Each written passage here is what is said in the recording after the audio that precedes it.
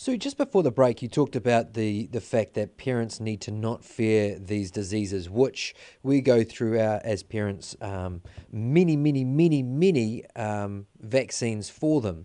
The fact that an organisation like yours has to start up and has to actually provide information to parents, in a sense, it's almost anti-government or anti-establishment, because you're preaching a message in a sense that is saying, be very careful about what vaccines you put into your children, and be very careful about even considering vaccines. If I'm to read your website and read your information properly, that's really what you're saying, which, by the way, I don't think is necessarily a bad thing. I think it's important to be informed, and that's what I'm hoping that our time together will do for parents. What would be your biggest concerns around vaccines and vaccinating children? Because every time this conversation is brought up for me with doctors or specialists or even people that are my parents' generation, they would say, oh, we remember polio, we remember rubella, we remember you name it, and people being in splints their whole childhood, etc.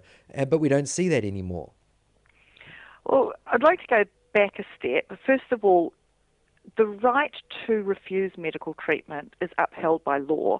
The right to make a fully informed decision about any medical treatment is also upheld by law. It is a requirement for doctors to obtain fully informed consent from a patient or from a parent on behalf of a child before any medical treatment is given, and that includes vaccination. Right. And that is set out very clearly in the immunisation handbook put out by the Ministry of Health.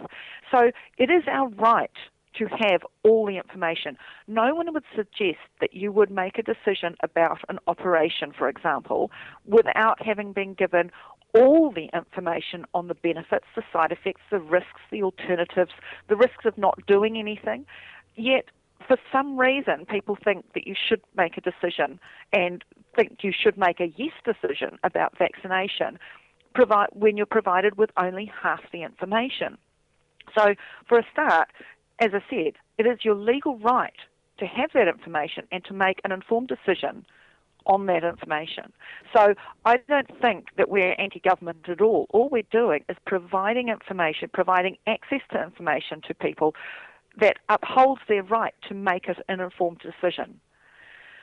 Getting back to the what the most important issues are, as a parent, I think the most important questions to ask about any medical intervention of any sort, but particularly when you're talking about a medical intervention that you administer to a healthy child, a child that is not sick, not yet sick, and you will not know whether it will get sick or not, and what the repercussions of that are going to be. So we're talking about, our starting point is a healthy child. Is it necessary? Is it effective?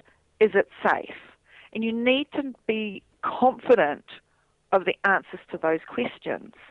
Now, it doesn't matter whether it's vaccination or antibiotics or any other, over-the-counter drugs. You need to be able to answer those questions to your satisfaction and know that what you're giving your child is necessary, it's effective, and it's safe. If you leave out the necessity bit at the moment, because we could argue about that for many hours, you have to balance safety and efficacy. Now, even the most pro-vaccine people accept that vaccines don't work 100% of the time. Even if they work a lot of the time, if they then cause a lot of damage, you have to weigh up whether or not an imperfectly working vaccine is worth the risk of what it may do to your child. And on a population basis, those who promote vaccines might be quite happy that some children suffer, some children die because of the number of people it protects. But as a parent, the risks if your child is damaged is 100%. And to ask a parent to sacrifice their child for the good of everybody else, there are not many parents that I know that is a fair thing to ask a parent, that they should sacrifice their child. And the problem with this is that There is no way of knowing before you vaccinate that child whether or not that child is going to be one that suffers an adverse reaction and how bad that adverse reaction is going to be. So what you're There is suggesting... nothing you can do to mitigate the course of an adverse reaction except to not do it. Whereas at least with disease, there are lots and lots and lots of things you can do as a parent to mitigate any damage caused by disease. First of all, you can make your child as healthy as they possibly can, and you have an opportunity for them to not get the disease at all because they're healthy, because it's not just about being exposed, it's also about how healthy the child is and how they react to, the challenge of a disease. Then there are things you can do to mitigate the course of a disease and prevent complications. There's nothing you can do to prevent an adverse vaccine reaction because you don't know if your child is going to be one that reacts.